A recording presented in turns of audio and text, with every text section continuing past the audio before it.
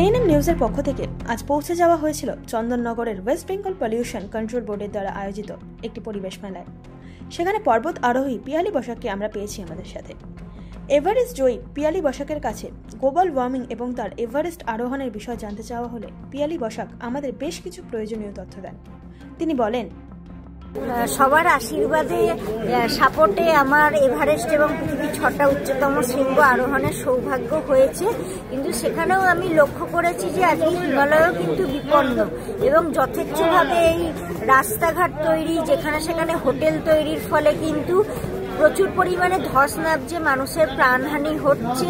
আমাদেরকে কিন্তু হিমালয়কেও বাঁচাতে হবে এবং হিমালয়ের ওপরেই কিন্তু আমাদের পুরো এই সভ্যতা, মানুষজন আমরা সবাই নির্ভর করছি। আমাদেরও প্রাণ বিপন্ন হয়ে যাচ্ছে হিমালয়ের এইভাবে বিপন্ন হওয়ার জন্য।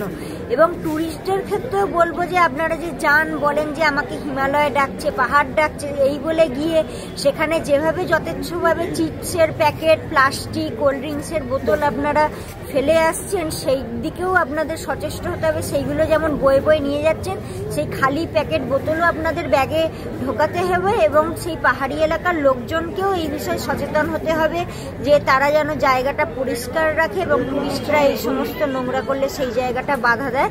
তো সবচেয়ে আগে পর্যন্ত গ্লোবাল ওয়ার্মিং এর জন্য যেভাবে বিশ্ব উষ্ণায়নের জন্য পাহাড়ের যেভাবে ক্ষতি হচ্ছে, গ্লেশিয়ার গলে যাচ্ছে এবং যেভাবে ধস নামা বেড়ে যাচ্ছে, তাতে যেন সরকার এবং জনগণ সবাই যেন জনগণকেও এগিয়ে যেতে হবে, জনগণকেও এগিয়ে আসতে হবে। একদমই একদমই। অনেক ধন্যবাদ আমাদের সঙ্গে কথা বলার জন্য।